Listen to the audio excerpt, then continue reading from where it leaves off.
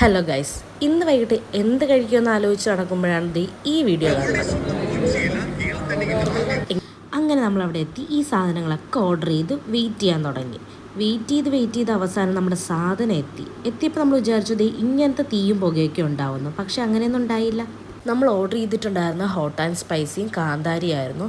നമ്മളതിൽ first try ചെയ്ത് നോക്കിയത് കാന്താരി ആയിരുന്നു.